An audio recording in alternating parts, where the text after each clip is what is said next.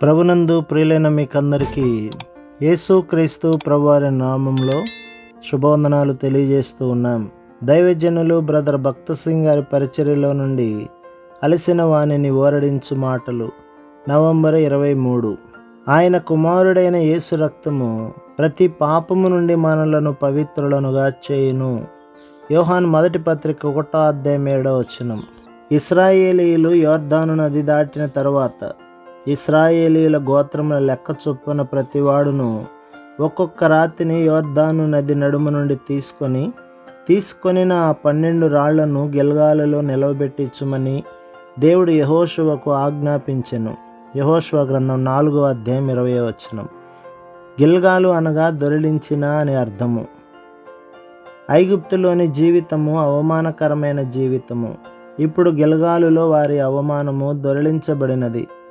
దేవుడు వారి పాత పతనములను, ఓటమిని, అవమానమును తొలగించి వాటిని దొరిలించి వేసెను. మనలను ఓడిపోవు వారిగా చేయుటకు సాతాను ఉపయోగించు బలమైన ఆయుధములలో ఒకటి మన గత పతనములను పదే పదే గుర్తు చేయుట. అతడెప్పుడునూ మనతో ఆ పతనము మాటేమిటి, ఆ ఓటమి మాటేమిటి, ఆ పాపము సంగతేమిటి అని చెప్పుచునే ఉండును.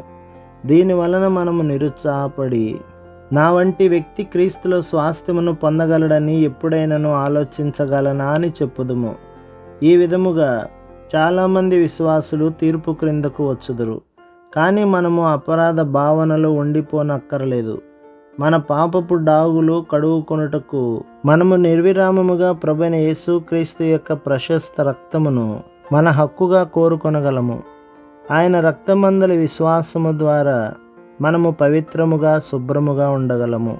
అపోస్తల కార్యములు 15:9 ప్రకారము విశ్వాసము ద్వారానే మనము నిర్విరామముగా మన అపవిత్రతలన్నింటి నుండి కడగబడి శుద్ధి చేయబడగలము.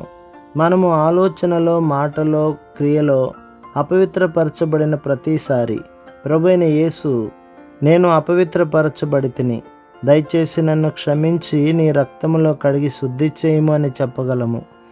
అప్పుడు ఆయన మనలను శుద్ధి చేయును.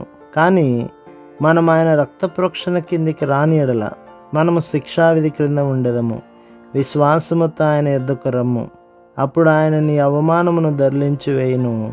మనలను మనము తగ్గించుకొని మన పతనములను ఒప్పుకొని ఆయన రక్త ప్రోక్షణ కిందకి తెచ్చుకొని ఎడల ప్రభువు మనలను క్షమించి మన పాపములన్నింటినీ శుద్ధి చేయును.